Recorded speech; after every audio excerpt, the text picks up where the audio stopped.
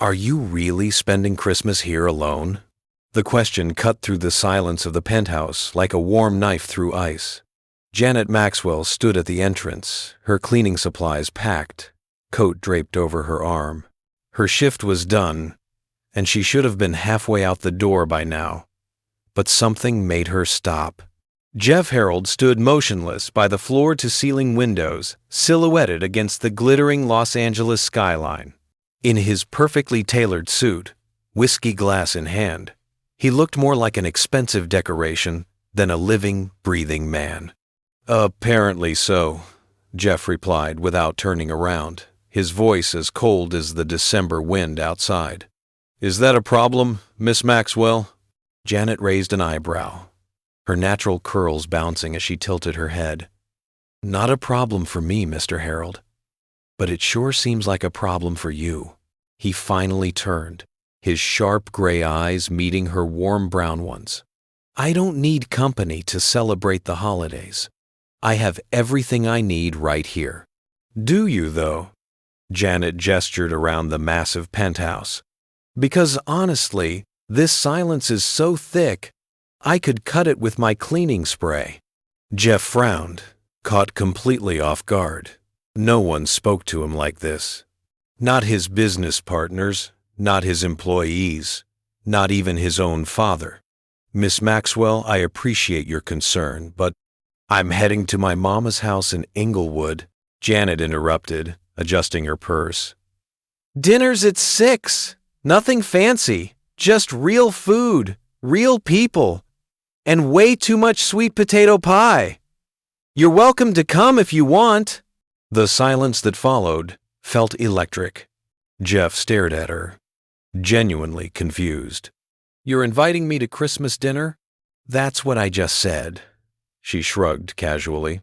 "Christmas is about being with people, not expensive whiskey and loneliness." Her directness left him speechless. No one had ever offered him something without wanting something in return. No networking angle, no business opportunity, just a simple human invitation. "Do you invite all your employers to family dinners?" he asked, sarcasm creeping into his voice. "Only the ones who look sad enough to need it," Janet replied with a gentle smile. "So, you coming or not?" Jeff took a deep breath, trying to maintain his composure. "Miss Maxwell, I appreciate the gesture, but it wouldn't be appropriate. We barely know each other, and eating alone in a place the size of a football field on Christmas is appropriate?" She laughed softly. "Come on, Mr. Harold. There's nothing wrong with being human every once in a while." Her words hit harder than they should have. Jeff looked at his whiskey, then back at the city lights. LA was alive tonight. Cars honking, people embracing, families gathering. And he, a man who could buy anything, had no one to wish Merry Christmas to. "Dinner's at 6, Janet said, grabbing her car keys from her pocket. "Mama's making her famous honey-glazed ham, collard greens, mac and cheese, cornbread, the works. If you change your mind, it's 2847 West Boulevard, Inglewood. Little yellow house with a crooked wreath on the door. Can't miss it." She gave him a warm wave and headed toward the elevator. Jeff stood frozen as the elevator doors closed behind her. The penthouse fell silent again. But now, the silence felt accusatory. He sat in his leather armchair, tried to convince himself he was fine alone, took another sip of whiskey. But Janet's smiling face kept appearing in his mind. Those warm eyes, that genuine invitation. Christmas is about being with people. "Damn it," he muttered. At 5:45, Jeff found himself in his garage, staring at his collection of luxury cars. He picked the least flashy one, a Tesla Model S, and typed the address into the GPS. "This is insane," he said to himself, pulling out of the underground garage. Completely insane. The drive from downtown LA to Inglewood took him through neighborhoods he'd never visited. Each mile took him further from his world of marble lobbies and valet parking, closer to something he couldn't quite name. When he pulled up to the address, He sat in the car for a full 5 minutes, staring at the modest yellow house. Christmas lights hung somewhat crookedly along the roof. The wreath on the door was indeed tilted, and through the windows he could see movement, hear laughter, see the warm glow of life happening inside. Every instinct told him to leave. A man like him didn't belong here. But loneliness is a powerful motivator. He knocked on the door. Inside, he heard quick footsteps, children laughing, someone yelling, "I'll get it." The door swung open to reveal Janet, wearing jeans and a red sweater with a reindeer on it, her curls loose around her face. Her eyes went wide with genuine surprise. "Mr. Harold," she broke into a huge smile. "I knew you couldn't resist Mama's cooking." Jeff felt awkwardly out of place in his expensive cashmere coat. "I thought I'd take you up on that offer. If there's still room." "There's always room," Janet said, stepping aside. "Come in before you freeze. It's California cold out there, which means like 60 degrees. But still." He stepped inside, and the warmth of the home wrapped around him like a hug. The smell of ham, cinnamon, and butter filled the air. The living room was small and crowded, a worn but comfortable couch, a modest Christmas tree decorated with handmade ornaments, family photos covering every wall. Nothing matched, but everything fit. "Mama," Janet called toward the kitchen. "We got one more for dinner." A woman in her 50s emerged from the kitchen, wooden spoon in hand, wearing an apron that said, "Kiss the cook." She had Janet's smile and kind eyes. "Well, well," she said, looking Jeff up and down with the knowing gaze only mothers possess. "You must be Janet's boss. I'm Gloria Maxwell. Welcome to our home." "Jeff Harold, ma'am. Thank you for having me." He extended his hand. Gloria ignored the hand and pulled him into a hug. "We hug in this house, baby. Don't be shy." Jeff stood rigid for a moment, then slowly relaxed into the embrace. When was the last time someone had hugged him? "You're skinny," Gloria declared, pulling back. "Janet said you don't eat real food. We're fixing that tonight. Come on, get comfortable. Dinner's almost ready." Over the next hour, Jeff met the rest of the Maxwell family. Janet's younger brother Marcus, a college student with dreams of becoming a teacher. Her older sister Denise, a nurse with 3 kids who immediately adopted Jeff as their personal jungle gym. Her nephew Tyler, who bombarded him with questions about cars and money with the beautiful honesty only 8-year-olds possess. No one treated him like a millionaire. They treated him like a guest, like a person, like someone who simply needed a seat at the table. Dinner was chaos in the best way.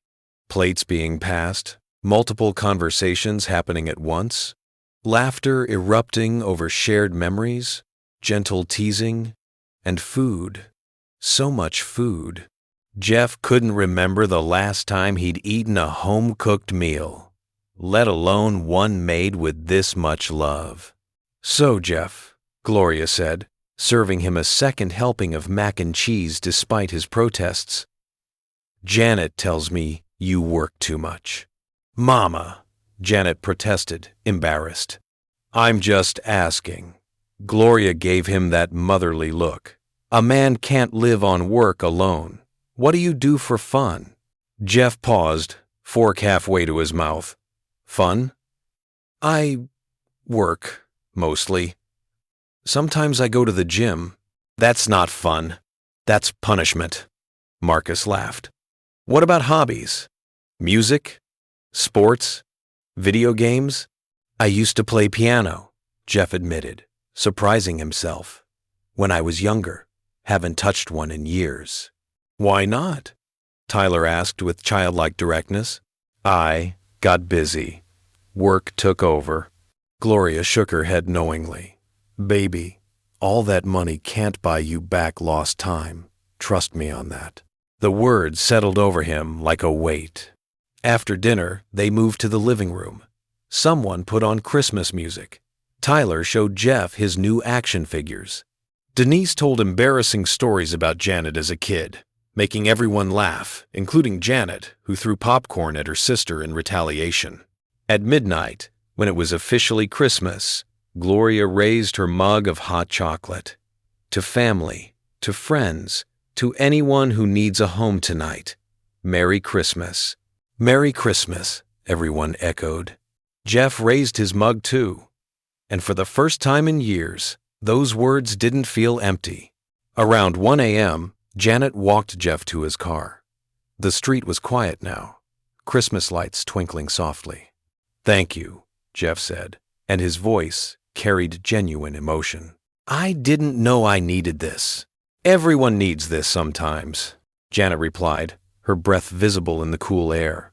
Community, connection. A place where you matter just because you're you, not because of what you have. "Your family is incredible." "They liked you too," Tyler said. "You're cool for an old rich guy." She laughed. High praise from an 8-year-old. Jeff smiled a real smile. "Best compliment I've gotten in years." They stood there for a moment, the comfortable silence of new friendship forming. "So," Janet said, rocking on her heels, "still think spending Christmas alone is better?" Jeff looked back at the little yellow house, warm lights spilling from its windows. Then he looked at Janet, her eyes sparkling with Christmas joy, and something else. Hope. Maybe. Hope that he could be more than the lonely man in the penthouse. "No," he admitted quietly. "I was wrong." Janet grinned. "I knew you'd come around. Now go home and get some sleep. You've got some humanity to practice." As Jeff drove back to his penthouse, the city looked different. Still the same lights, same buildings, same traffic. But something inside him had shifted.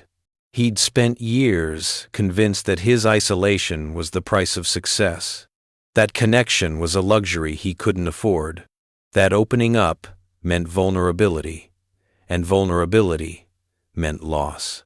But tonight, in a modest home in Inglewood, surrounded by people who had far less money but infinitely more richness in their lives, he'd discovered something he'd forgotten: the warmth of being wanted.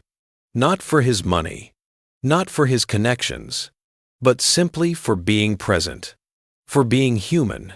His penthouse felt colder and emptier than ever when he returned. But as he lay in bed that night, he wasn't thinking about the silence. He was thinking about Janet's laugh, Gloria's hug, Tyler's questions, and the way it felt to be part of something real. And for the first time in 8 years, Jeff Harold went to sleep with a smile on his face. Outside, snow began to fall on Los Angeles, a rare Christmas miracle. Inside, a millionaire who'd had everything and nothing was finally beginning to understand the difference. The morning after Christmas, Jeff woke up disoriented. For a moment, he forgot where he was. The penthouse felt unfamiliar, too quiet, too sterile. He reached for his phone and saw a text message from an unknown number. "Morning, Mr. Harold. Mama's sending you home with leftovers. You're not escaping the sweet potato pie.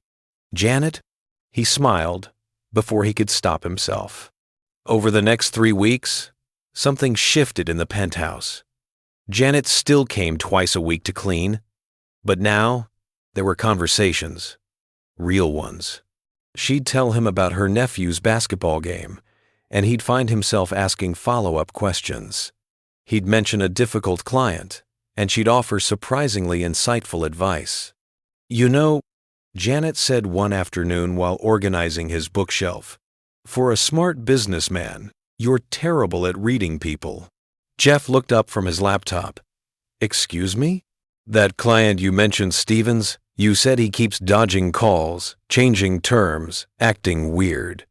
She pulled out a book, dusted it, put it back. "He's scared."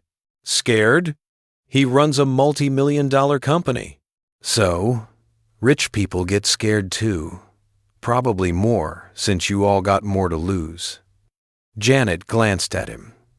"You said his company's family-owned, Fourth generation, right? He's terrified of being the one who loses it. Stop pushing numbers at him. Talk to him like a person. Ask about his grandfather who started it. Make him remember why it matters. Jeff sat back, processing. That's actually brilliant. I know, she grinned. I'm wise beyond my salary grade. Speaking of which, Jeff started, but Janet held up her hand. Don't you dare offer me more money. I know what you pay, and it's fair. Don't go making things weird, because we're friends now. Friends? Jeff tested the word. What else would you call it? You literally texted me at 11 p.m. last Tuesday, asking if mac and cheese should be orange or yellow. That's friendship, Mr. Harold. I was genuinely confused. Yours was yellow. The restaurants serve orange. That's because restaurants use fake cheese. Lord, we need to educate you. Janet shook her head, but she was smiling. That weekend, Jeff followed her advice with Stevens. Instead of another sterile presentation, he started the meeting with, "Tell me about your grandfather." 3 hours later, they'd not only closed the deal, but had plans for dinner as friends, not just business associates. Jeff texted Janet immediately. You were right. Stevens signed. How did you know? Her response came quickly.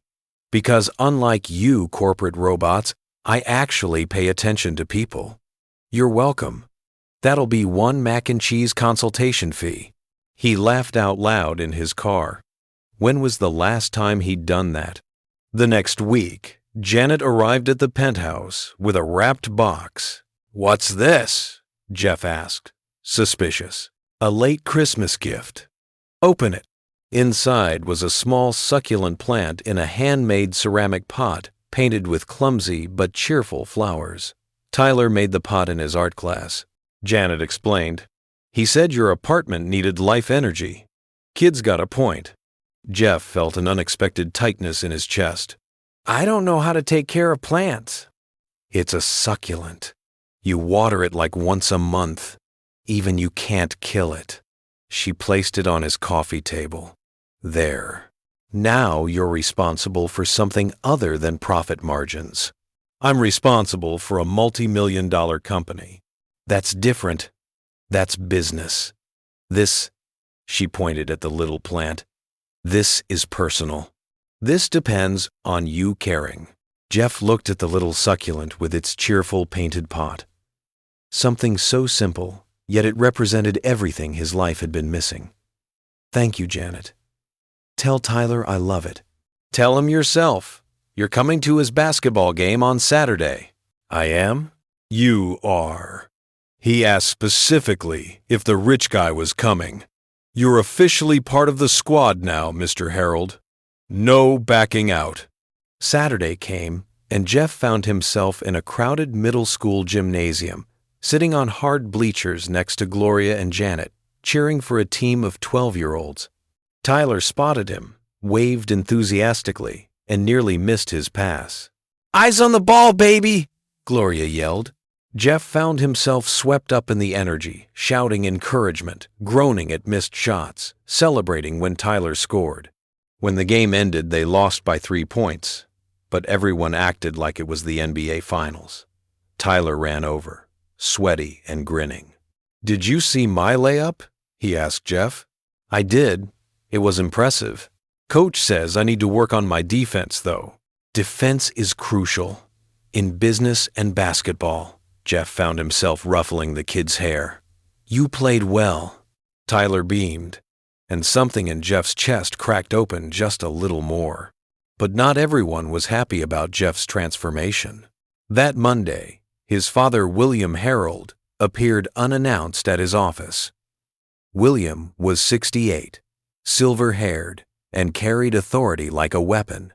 We need to talk, William said, not bothering with greetings. Hello, Dad. I'm fine. Thanks for asking. Don't be smart. William sat down without being invited. I've been hearing concerning things. You're distracted. You turned down the Henderson acquisition, a guaranteed profit. It was exploitative. They wanted us to liquidate a 100-year-old family business and fire everyone. That's called business, Jeff. That's called heartless. William's eyes narrowed. What's gotten into you? And don't tell me nothing. You're different. Soft. Jeff took a breath. I'm reevaluating my priorities. Because of that cleaning woman, the temperature in the room dropped 10 degrees. Her name is Janet, Jeff said carefully. And yes, she's helped me remember there's more to life than profit. She's an employee. She cleans toilets for a living. She's brilliant, kind, and has more emotional intelligence than half our board combined. William stood, his face hardening. Listen very carefully. You are the heir to Herald Enterprises. Every decision you make reflects on this family's reputation. Being friends with the help is inappropriate. It makes you look weak, naive, vulnerable. Or maybe it makes me human. Human doesn't build empires, Jeff. I didn't sacrifice everything. You sacrificed everything! Jeff stood too, anger rising. Including your family, your relationships, your soul. Mom left because you chose work over her. I grew up practically orphaned because you were always at the office. Maya left because I was becoming you. And now you want me to push away the first person in years who's made me feel like life is worth living? William's jaw clenched. You will end this inappropriate friendship. You will refocus on work, or I will take back control of this company. You can't do that. I can and I will. Check your contract. I retain override authority if I deem you unfit to lead. William walked to the door. You have 1 week to prove you're serious about this business. Cut ties with the help, close the Stevens deal properly, and show me you're not becoming soft, or you're out. The door slammed. Jeff sank into his chair, his hands shaking. His phone buzzed a text from Janet. Mama wants to know if you're free for Sunday dinner. She's making her famous gumbo. Fair warning. It's spicy, and she'll force you to eat 3 bowls. He stared at the message, then at his father's empty chair. His entire life, he'd chosen his father's path, chosen the company over connection, success over happiness, profit over people. And where had it gotten him? Alone, isolated, wealthy, and miserable. But Janet and her family had shown him another way, a way where success didn't mean sacrifice, where wealth could exist alongside warmth, where a man could build something without destroying himself in the process. His phone buzzed again. You okay? You usually respond faster. If you're drowning in spreadsheets, just send an SOS emoji. Jeff smiled despite the turmoil in his chest. He typed back, I'm fine. Count me in for Sunday. Save me. Extra gumbo. That's the spirit. Mama's gonna fatten you up whether you like it or not. He put his phone down and looked out at the LA skyline. His father had given him an ultimatum. The company or Janet. But maybe, just maybe, he didn't have to choose. Maybe he could find a third option. He just had to be brave enough to fight for it. For the first time in his life, Jeff Harold decided his happiness was worth the risk. The next Sunday, Jeff arrived at the Maxwell house with an expensive bottle of wine and growing anxiety. His father's ultimatum weighed heavy on his mind. 1 week to refocus or lose everything. Gloria answered the door, took one look at his face, and pulled him into the kitchen. Baby, you look stressed. Sit, she pointed to a chair. I'm fine, Mrs. Maxwell. Gloria, and you're not fine. I raised 3 kids. I know stress when I see it. Now sit and talk. Before Jeff knew what was happening, he was sitting at the kitchen table, and the whole story spilled out. His father's ultimatum. the threat to take back the company, the pressure to cut Janet out of his life. Gloria listened quietly, stirring her gumbo, letting him talk. When he finished, she turned off the stove and sat across from him. "You know what I hear?" she said.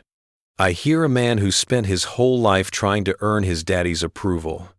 And now, for the first time, you're living for yourself, and that scares you. It's not about approval. It's about my legacy, my work. Baby, stop. You think I don't know about trying to please people who can't be pleased? Janet's father was like that, always moving the goalposts, always demanding more. You know what I finally learned?" Jeff shook his head. "Some people will never be satisfied because the problem isn't you, it's them. Your daddy built an empire but lost a life. Now he wants you to do the same, because if you find balance, it proves he was wrong all along. And men like that, they can't admit they were wrong." The words hit Jeff like a physical blow. "So what do I do?" "You decide what matters, really matters. Not what you think you should want, but what you actually need to be happy." She patted his hand. "Now come on. Gumbo's ready, and Janet keeps checking if you're here yet. Girls got it bad." "Got what bad?" Gloria just smiled knowingly and headed to the dining room. Dinner was its usual chaotic, wonderful self. But Jeff noticed Janet watching him with concern. After dinner, they ended up on the back porch while everyone else watched a movie inside. "Okay, spill," Janet said. "You've been weird all night." "My father came to see me, and?" Jeff told her everything. The ultimatum, the threat, the choice between the company and this. Her. Janet was quiet for a long moment, staring at the Christmas lights still hanging in the yard. "You should choose the company." "What?" "I'm serious, Jeff. You've worked your whole life for this. I'm not letting your father use me as the reason you lose everything. It's not about—" "Yes, it is. And you know what? I get it. In his twisted way, he's protecting the family business. I'm nobody. I clean houses. I don't belong in your world, and we both know it." "Don't say that. It's true." Janet stood, frustration clear. "Look at us. Really look. You wear suits that cost more than my car.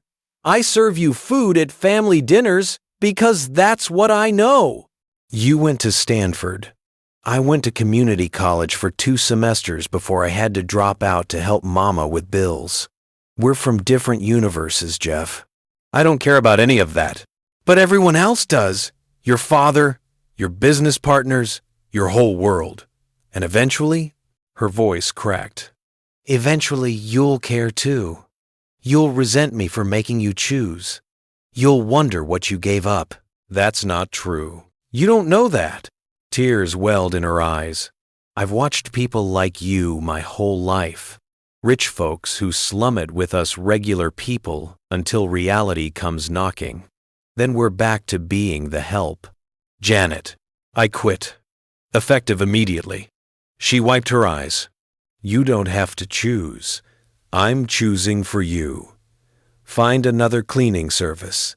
Have a nice life, Mr. Harold." She went inside, leaving Jeff standing alone on the porch, feeling like he'd been punched in the gut.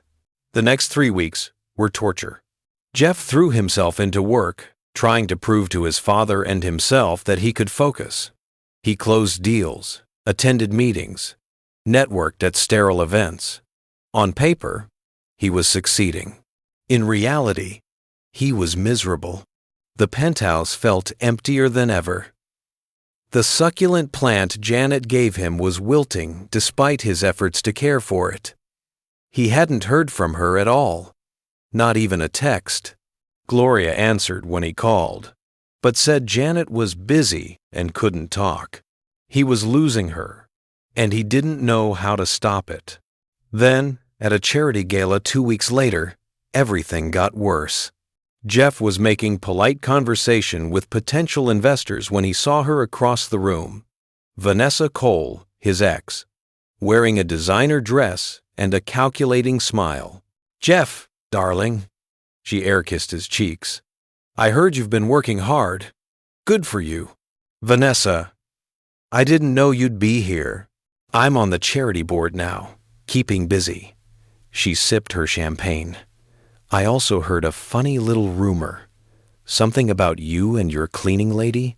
Jeff's blood went cold. "That's none of your business." "Oh, but it is. You see, I still care about you, about your reputation, about the company." Her smile was pure venom. "And dating the help? That's embarrassing, Jeff.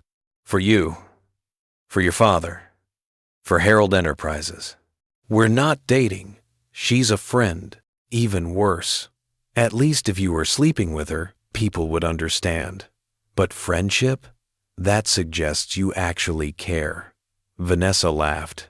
"How quaint." "What do you want, Vanessa?" "Just to warn you, people are talking. Your competitors, your board members, your father's old colleagues. They're wondering if you've gone soft, lost your edge, become weak." "I'm not interested in gossip." "You should be, because while you've been playing house with your little friend, I've been positioning myself very carefully.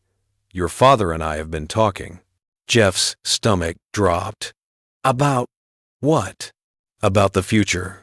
About leadership. About what happens when the current CEO proves he's not fit for the role." Her eyes glittered dangerously. "He's considering options, Jeff, and I'm a very compelling option." She walked away, leaving him reeling. That night, Jeff did something he never thought he'd do. He showed up at Janet's house at 11 p.m., standing in the rain. Yes, it was raining in L.A., another miracle. Refusing to leave until she talked to him. It took 15 minutes, but she finally opened the door. "Are you insane?" she hissed. "It's nearly midnight." "I don't care. I need to tell you something." Jeff grasped. "I'm in love with you." Janet froze. "I know it's fast. I know it's complicated.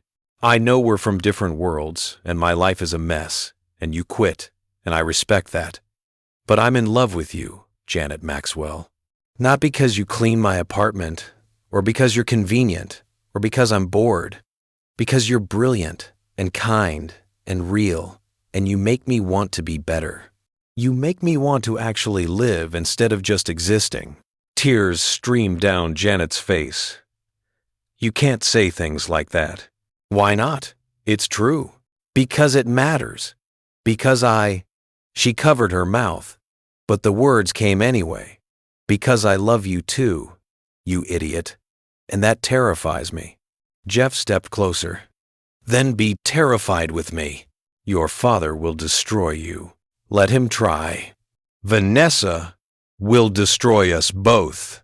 "She can try too. You'll lose everything. I already lost everything that mattered when you walked away." He cupped her face gently. "Janet, I spent 8 years building an empire that left me empty. These past few months with you, that's the only time I've felt alive. So yes, I'll fight my father. Yes, I'll deal with Vanessa.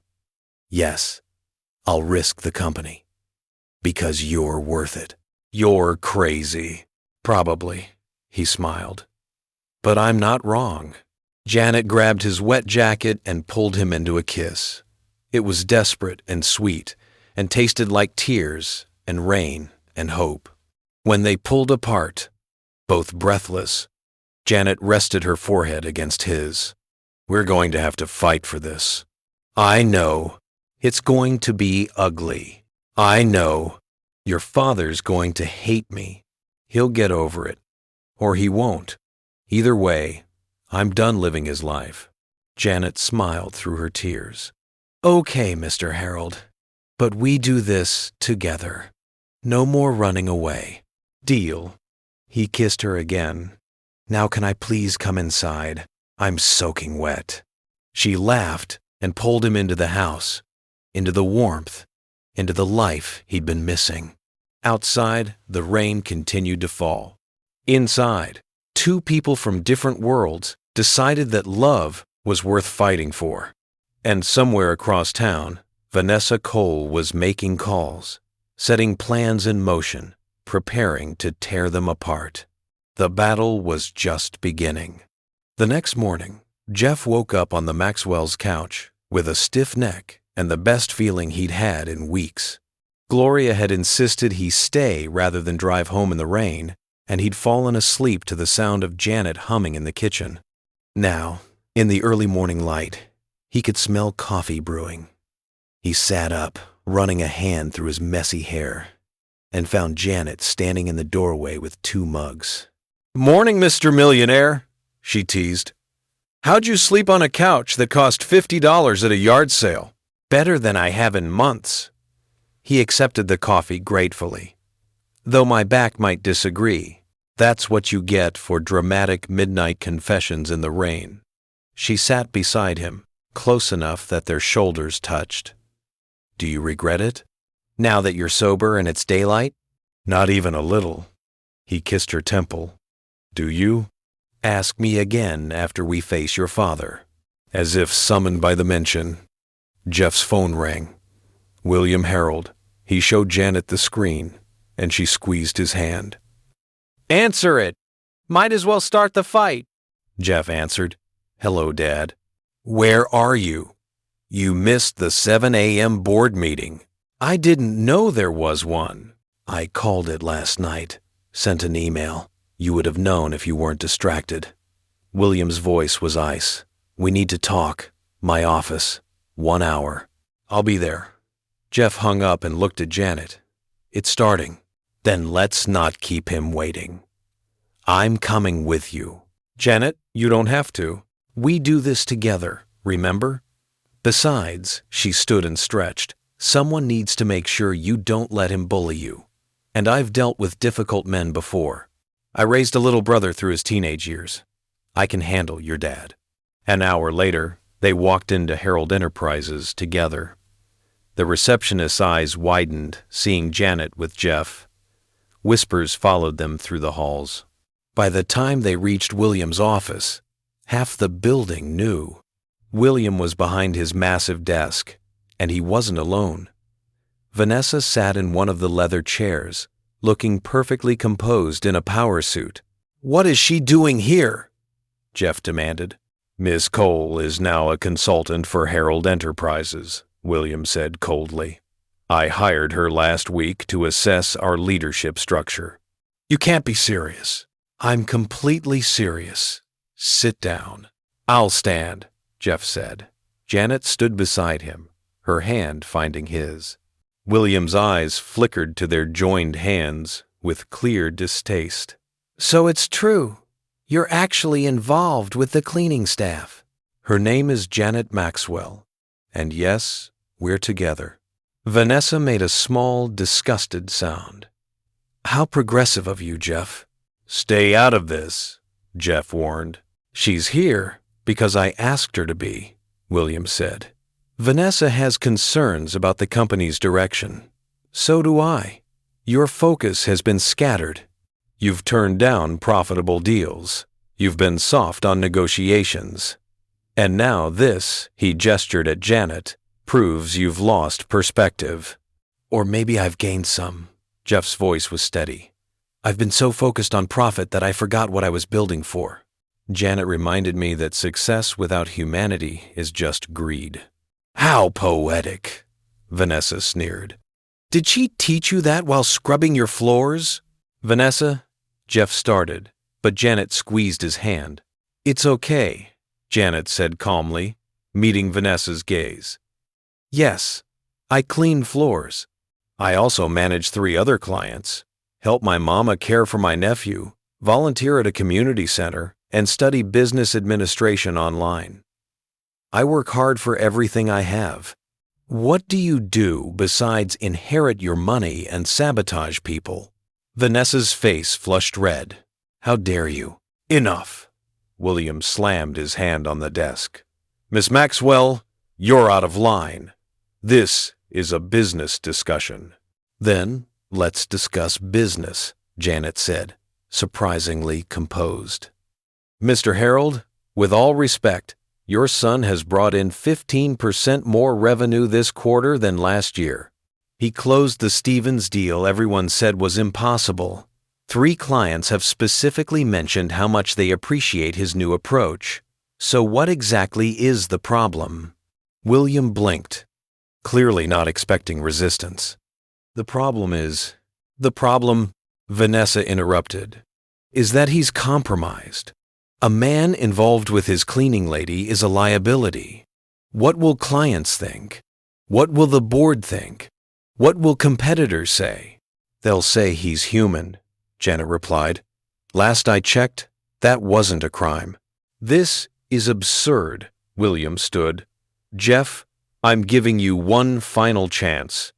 End this inappropriate relationship immediately, and we'll consider this a temporary lapse in judgment. Or refuse, and I invoke my authority to remove you as CEO. The room went silent. Jeff looked at his father, then at Vanessa's smug face, then at Janet, beautiful, brave Janet who'd risked everything just to stand beside him. Then invoke it, Jeff said quietly. William's eyes widened. What? You heard me. I'm not ending things with Janet. If that means you take the company, so be it. You're willing to throw away everything we built? You built it, Dad. I just maintained it. And honestly, I'm tired of maintaining something that costs me everything that matters. Jeff's voice grew stronger. I'm done sacrificing happiness for profit. Done pushing people away because they're not appropriate. Done living half a life because you're too afraid to admit you were wrong. Wrong about what? About thinking money could replace love. About choosing work over mom. About believing success meant being alone. Jeff took Janet's hand fully. I love her. And if loving her means losing the company, then I guess I'm losing the company. Vanessa stood suddenly. You're making a huge mistake. The only mistake I made was waiting this long to do the right thing. Fine, William said, his face a mask of fury, and something that might have been hurt. You're out. Effective immediately. I'll have legal draft the paperwork. Wait, Vanessa said, a strange smile playing on her lips. Before we do anything hasty, there's something else you should know, Jeff. Something about your precious company. Vanessa, what are you doing? William asked. Finishing what I started. She turned to Jeff. Remember that merger with Archite that's been in the works?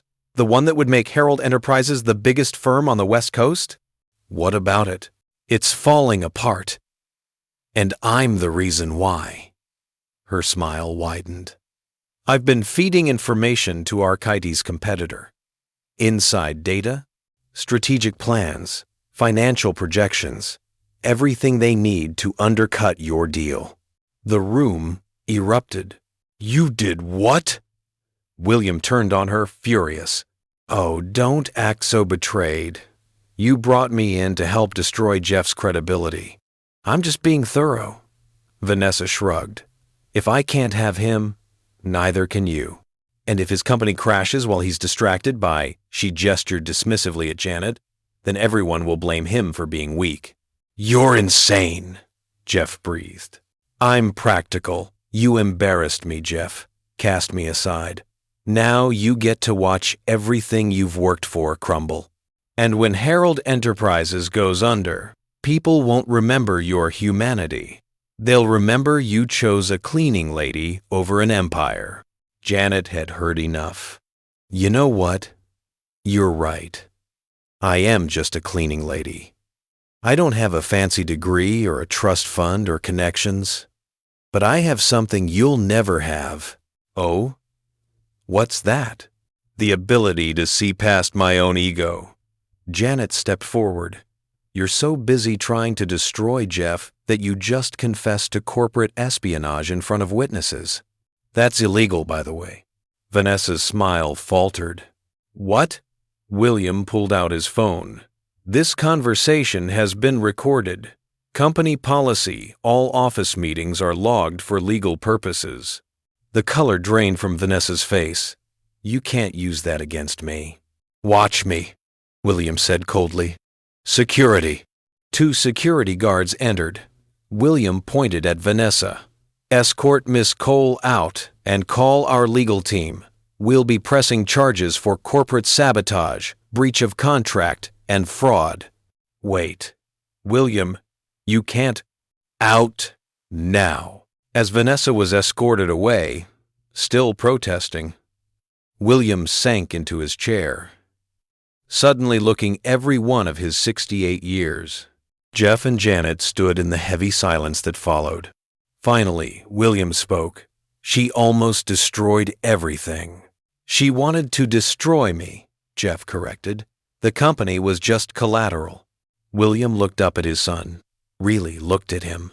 Because you chose that girl over her. I chose love over convenience, Jeff said. And her name is Janet. You might try using it. Something shifted in William's expression. He looked at Janet, really looked at her for the first time. You stood up to both of us, he said. Someone had to, Janet replied. With all due respect, Mr. Harold, you raised a good man, but you spent so much time trying to make him hard that you nearly broke him. Jeff isn't weak because he cares about people. He's stronger, strong enough to risk everything for what matters. William was quiet for a long moment. Then, surprisingly, he nodded. Perhaps you're right. Does this mean, Jeff started? It means we have a mess to clean up with Archite. It means I need to reevaluate some things. William stood slowly. And it means maybe I was wrong about some things. Not everything, he added quickly. But some things. It wasn't an apology. It wasn't acceptance. But for William Harold, it was close. We'll handle Archite together, Jeff said. Like partners. Partners, William agreed. And for the first time in years, there was a hint of respect in his eyes. As they left the office, Janet whispered to Jeff, That was intense. That was insane. He pulled her close. But we did it. We survived round 1. Your dad still doesn't like me. Give him time. He didn't like me much either for a while there. They laughed, the tension finally breaking. But as they walked to the elevator, Janet's phone buzzed. She looked at the message and frowned. What is it? Jeff asked. An email from Palmer Investments, the venture capital firm. They want to talk to me about a business proposal? Janet looked confused. They said they've been following my community work and want to discuss funding opportunities for a cafe concept I mentioned in a blog post 3 years ago. Jeff's eyes widened. Your dream. The cafe you always talked about. Yeah, but why now? I'm nobody. How would they even know about me? They both had the same thought at the same time. Vanessa, Jeff said. This has her fingerprints all over it. But she just got arrested. She planned this before, one last trap. Jeff pulled out his phone and called his lawyer. After a brief conversation, his suspicions were confirmed. Palmer Investments has connections to Vanessa's family.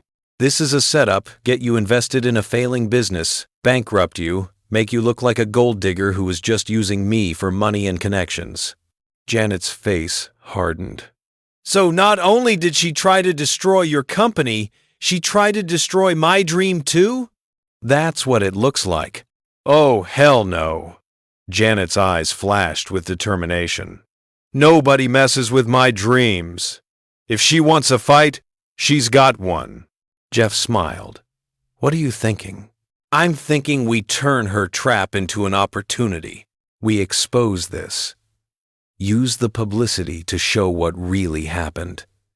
And launch my cafe the right way.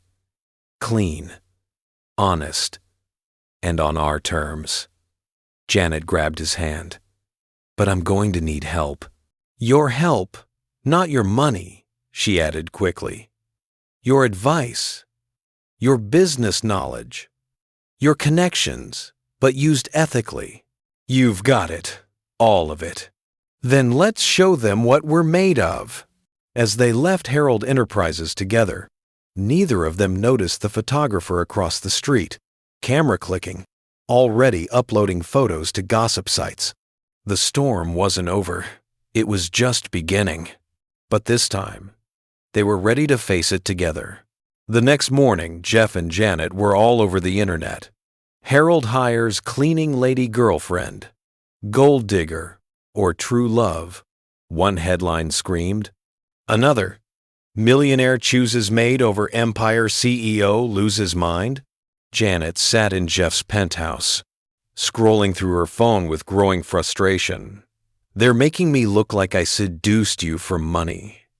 One site called me a modern-day Cinderella with suspicious motives. They're vultures, Jeff said, pacing. We knew this would happen.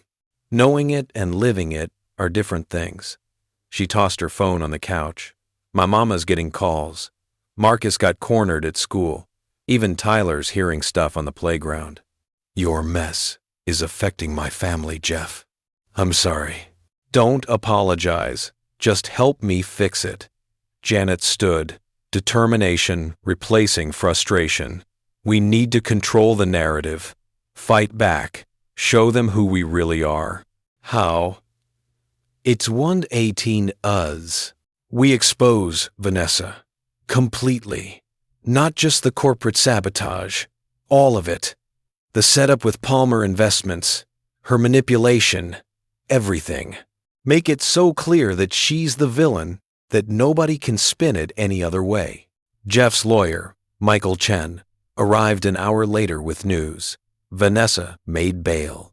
And she's talking, giving interviews, playing victim, claiming Jeff seduced her years ago, then cruelly dumped her for the help when she got too old for him. That's insane, Janet exploded. It's strategic, Michael corrected. She's banking on public sympathy. Rich, scorned woman versus the millionaire who traded her for a younger model. It's playing well with certain demographics. So what do? Jeff asked. We go public too, but not defensively. We tell your story, the real one, how you were lost, isolated, and Janet helped you find your humanity again. Make it human. Make it real. And make people care. A press conference? Janet looked nervous. Better. An interview. Someone trustworthy. Non-sensationalist. I'm thinking Maria Santos from Pacific Review. She's known for fair, in-depth coverage. 3 days later, Jeff and Janet sat across from Maria Santos in a television studio. The interview would air that evening. Maria was in her 50s, warm but direct. Thank you both for agreeing to this. I know it's been a difficult few weeks. That's putting it mildly, Janet said with a nervous laugh. Let's start at the beginning. Jeff, you're a millionaire. Janet, you clean houses. How did this relationship even start? Jeff took Janet's hand. She invited me to Christmas dinner. I was alone, had been alone for years. She saw someone who needed kindness and offered it without expecting anything in return. That's who she is. And you, Janet? What did you see in him? A sad man in an expensive suit. Janet smiled.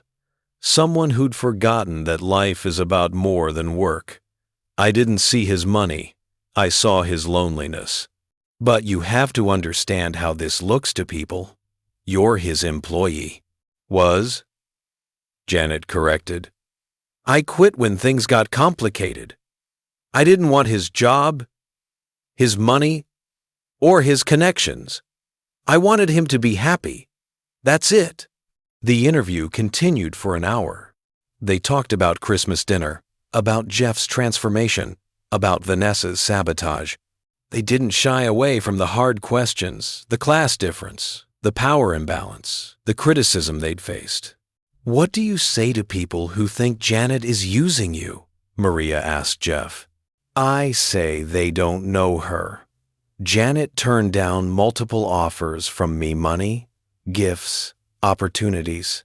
She pays her own bills, supports her family, and has dreams of her own. If anything, she's helped me far more than I've helped her. And Vanessa's claims that you dumped her cruelly?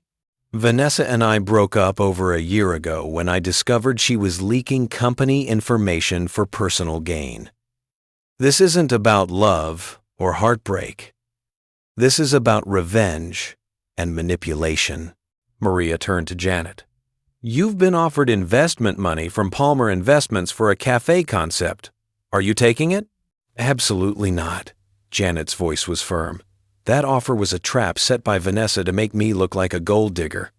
I'm going to open my cafe, but I'll do it the right way, through legitimate investors who believe in the business, not in sabotaging my relationship.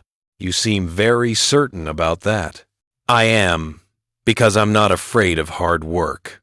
I've been working hard my whole life. I don't need handouts or schemes. I need opportunity and a fair chance, and I'll create that for myself. When the interview aired that evening, public opinion began to shift. Social media exploded, but this time, much of it was supportive. She quit her job to protect his reputation. That's not a gold digger, that's integrity. Love this couple. She's real, he's changed, and they're facing everything together. Meanwhile, Vanessa committed actual crimes, but sure, let's call Janet the villain. Not gonna lie. I cried when he talked about being alone. Money can't buy happiness, people. But Vanessa wasn't done. 2 days after the interview, she released a statement through her lawyer claiming she had evidence that Janet had been planning to exploit Jeff from the beginning, including saved emails and recorded conversations. It's fake, Janet told Jeff immediately.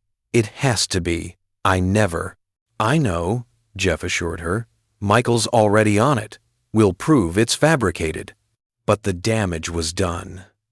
The media circus intensified. Photographers camped outside Janet's house. Reporters ambushed her mama at the grocery store. Tyler got into a fight at school defending his aunt's honor. Janet was at her breaking point. I can't do this, she told Jeff one night, tears streaming. I can't watch my family suffer because of me. Because of her, Jeff corrected, pulling her close. Vanessa is doing this. But I'm the reason you're in her crosshairs. If I just walked away...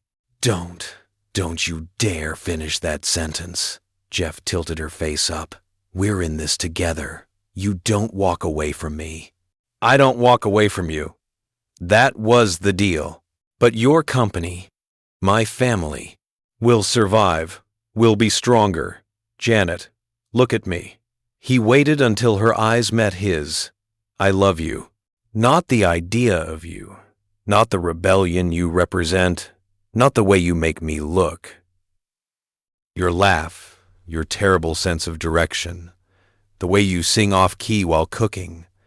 The way you call me out when I'm being ridiculous. I love all of it, and I'm not losing you to fear. She kissed him, desperate and grateful and terrified. So what do? She whispered. We fight smarter. Jeff pulled back, eyes determined. Vanessa thinks she's 10 steps ahead, but she made one mistake. What? She underestimated you. The next morning, Jeff called an emergency board meeting at Herald Enterprises. William was there, along with key executives and Michael Chen. We need to handle the Archite situation before it collapses completely, William said. The merger is hanging by a thread. Then let's be honest with them, Jeff said. Complete transparency. We tell Archite exactly what happened, how Vanessa sabotaged us, how we're handling it, and what we're doing to ensure it never happens again.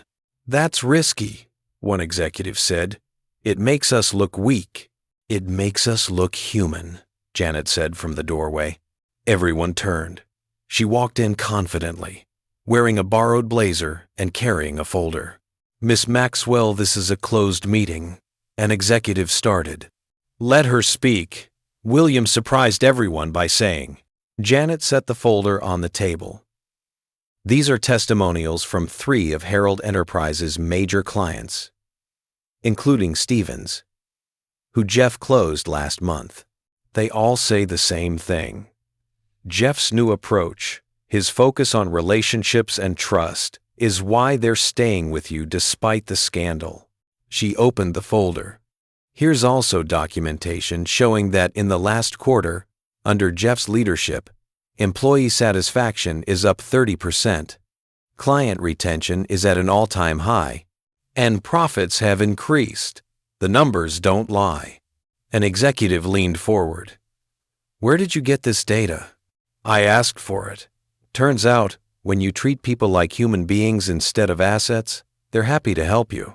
A few people actually smiled. My point, Janet continued, is that Vanessa's trying to make this about scandal and gossip, but business is about results, and Jeff's delivering. So instead of scrambling to save face, maybe show Archite what you're actually achieving. Let the work speak louder than the rumors. William looked at his son with something like pride. She's right. I know, Jeff said, smiling at Janet. Then let's do it. Schedule a meeting with Archite. Full disclosure, full transparency. We show them our numbers, our strategy, and our integrity. The meeting with Archite happened 3 days later. Jeff presented everything, the sabotage, the response, and most importantly, the results. He didn't hide or spin. He was honest. The Archite CEO, Richard Morrison, listened carefully. When Jeff finished, Morrison sat back. That was either incredibly brave or incredibly stupid, he said. Maybe both, Jeff admitted. But it's the truth. I appreciate honesty. Morrison glanced at his team. Most companies would have buried this, blamed someone else, or spun it. You laid it all out. That takes guts. Or desperation, Jeff said, with a slight smile. Morrison laughed. Maybe, but I built my company on trust. And I trust people who tell me the truth more than people who give me perfect presentations. He extended his hand. The merger's back on. Let's rebuild this partnership the right way. Jeff shook his hand, relief flooding through him. Later, in the parking garage, Janet threw her arms around Jeff. You did it. We did it. He spun her around. God, I was terrified. You didn't show it. You were amazing. I had a great coach. He kissed her. Thank you for believing in me. Always. But as they drove home, Jeff's phone rang. It was Michael. Jeff, you need to see this. Vanessa just posted something online. It's bad. They pulled over and checked Jeff's phone. Vanessa had released a video, a carefully edited compilation of clips making it seem like Janet was bragging about landing a millionaire and finally getting out of the ghetto. The clips were fake, taken out of context, manipulated, but they looked real. Janet's phone started blowing up immediately. Angry messages, accusations, threats. She stared at the screen, her hand shaking. How is she doing this? How can she just lie like this? Because she's desperate, Jeff said. She's losing and she knows it. This is her final play. Then we end it. Janet's voice was steel. Once and for all. I know exactly how. How? She smiled, but it wasn't kind. We give her what she wants. A public confrontation, live television, no edits, no manipulation, just her, me, and the truth. Jeff stared at her. You want to challenge her to a live debate? Exactly. Maria Santos already offered us a follow-up segment. Let's make it a 2-on-1, interview me, Jeff, and Vanessa. Everything out in the open. She'll never agree to that. Oh, she will. Because her ego won't let her back down. She thinks she's smarter than me. Let's prove her wrong. Jeff kissed her forehead. You are terrifying, and I love you. Good, because this ends now. And somewhere across town, when Vanessa received the invitation for a joint interview, she smiled. She thought she'd already won. She had no idea what was coming. The live interview was scheduled for prime time on a Friday evening. The studio was packed. Audience members, cameras, and enough tension to choke on. Maria Santos sat in the middle, with Jeff and Janet on one side, Vanessa on the other. Vanessa looked immaculate in a white suit, playing the innocent victim perfectly. Thank you all for joining us for what I'm sure will be a revealing conversation, Maria began. Vanessa, let's start with you. You've made serious allegations against both Jeff and Janet. Walk us through your claims. Vanessa smiled sadly. Maria, this has been heartbreaking for me. Jeff and I had something real once. But he changed, became obsessed with this image of being human and connecting with real people. Janet took advantage of his vulnerability, manipulated him. That's a lie, Janet said calmly. Please, let her finish, Maria said. No, Janet leaned forward, because every second she talks, she's manipulating the audience. That's what she does. She creates stories, plays victim, and destroys people who threaten her. I'm not. Vanessa started. You leaked corporate secrets to sabotage Jeff's company out of revenge, Janet continued. You set up a fake investment offer to trap me and make me look like a gold digger. You released edited videos to make me seem like something I'm not. And now you're sitting here in white, literally trying to look like an angel while playing victim. You're good. I'll give you that. But I'm better, the audience murmured. Those are serious allegations, Maria said to Vanessa. All lies. Vanessa's mask cracked slightly. She has no proof. Actually, we do. Jeff pulled out a tablet. Emails between you and Arkite's competitor. Financial records showing payments you received for leaked information. A recording of your confession in my father's office. And, he smiled, digital forensics, proving those videos you released were edited and manipulated.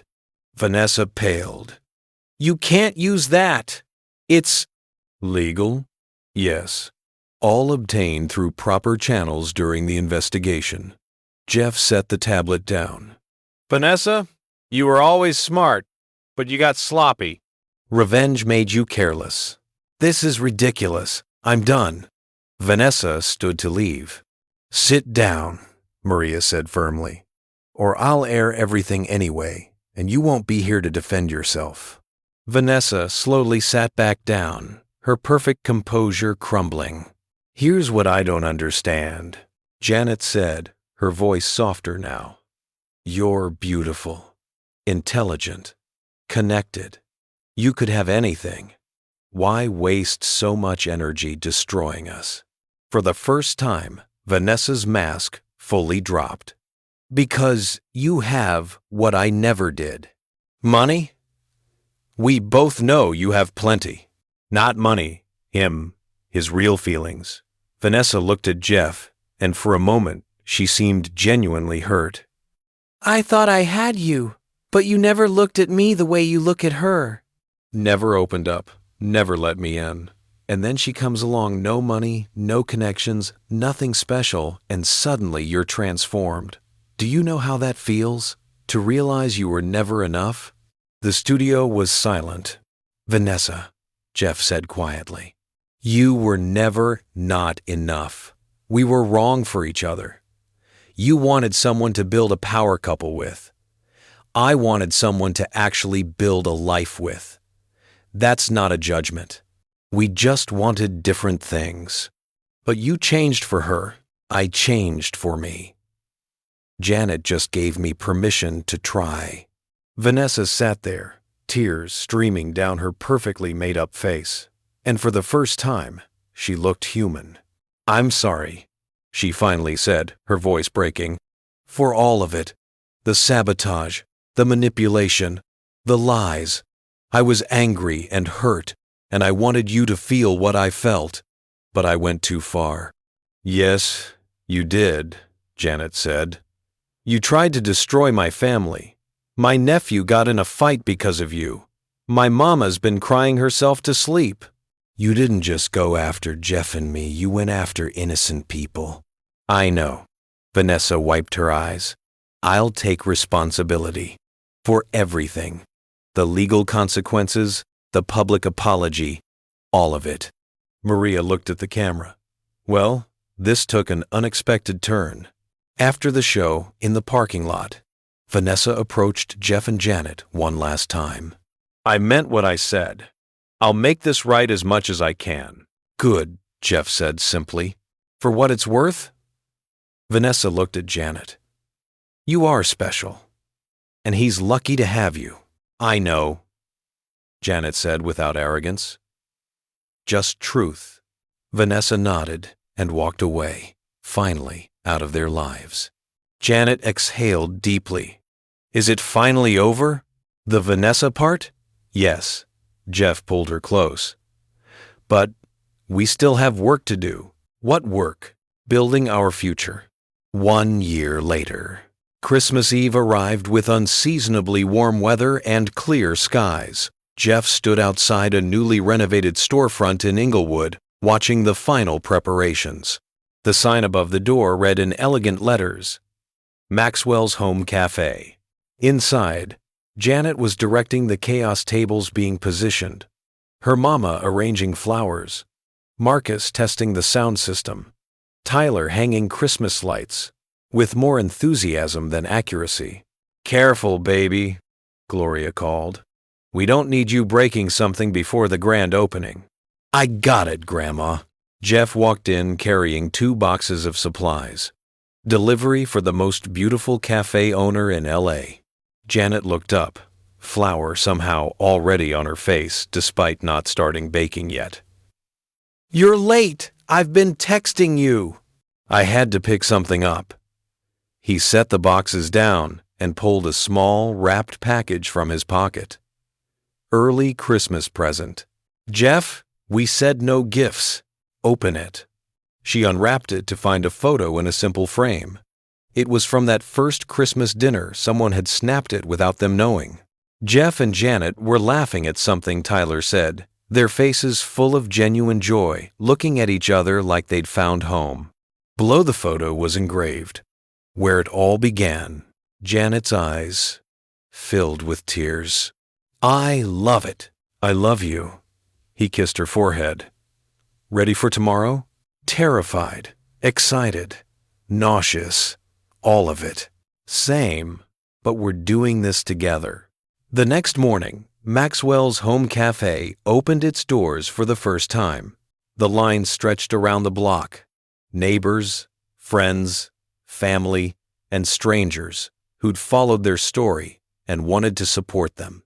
William Harold showed up, awkward but present, and ordered coffee. It's good, he told Janet, surprised. Don't sound so shocked, she teased. He almost smiled. My son is lucky to have you. I know, but I'm pretty lucky too. Jeff worked the cash register while Janet managed the kitchen. Gloria served her famous sweet potato pie. Marcus played DJ. Tyler ran around taking pictures for their Instagram account.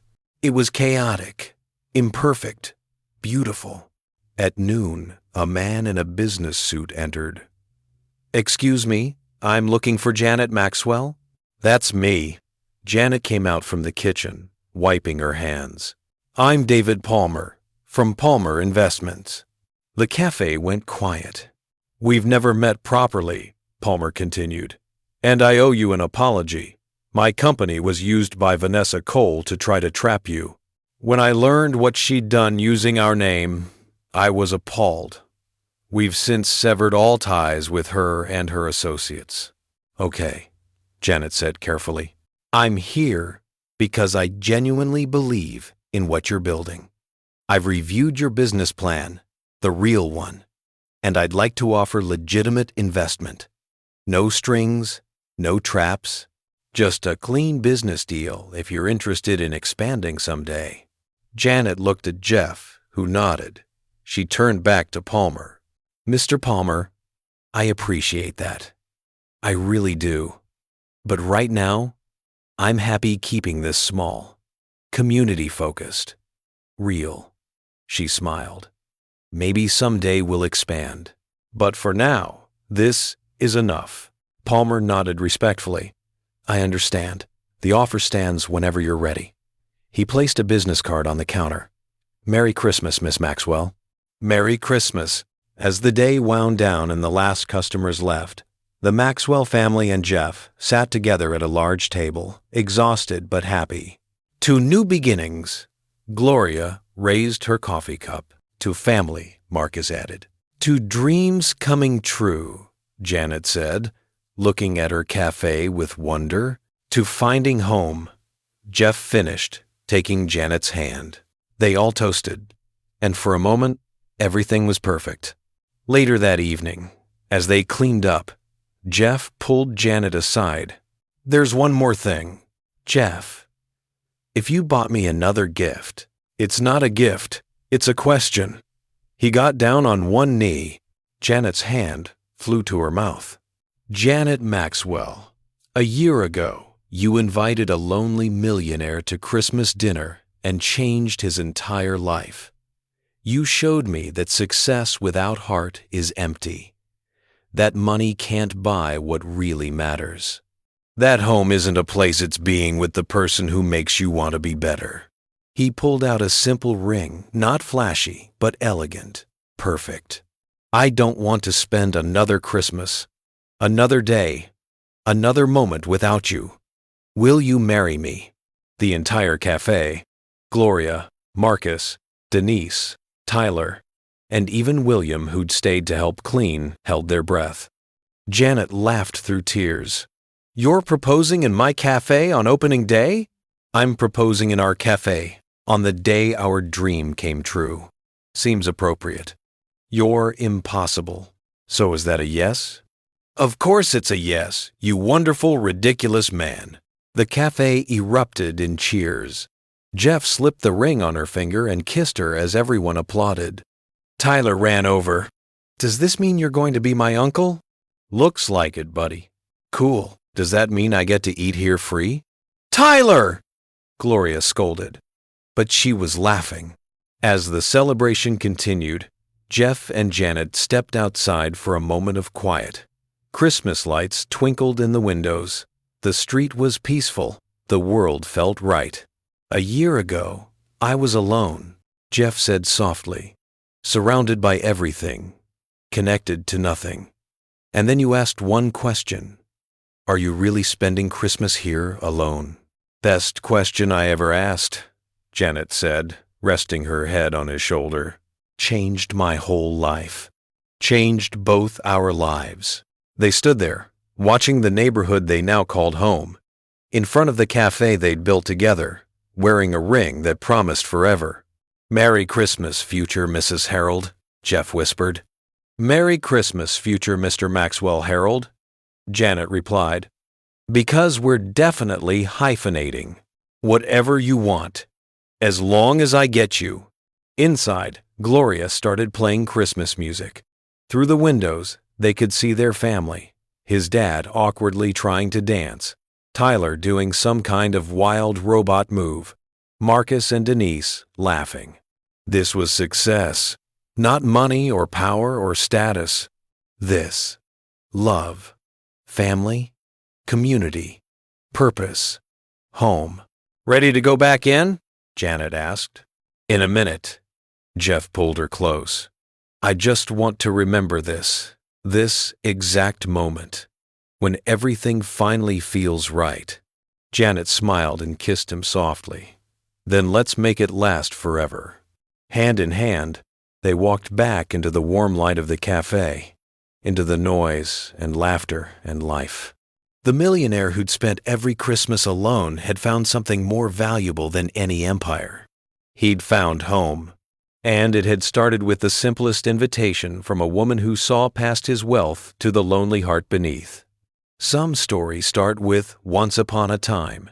This one started with "Come have dinner at my place." And they all lived loudly, messily, beautifully, ever after. What did you think of Jeff and Janet's story? On a scale from 0 to 10, what score would you give this story? Share your thoughts, and don't forget to subscribe for more heartwarming stories of love, redemption, and second chances.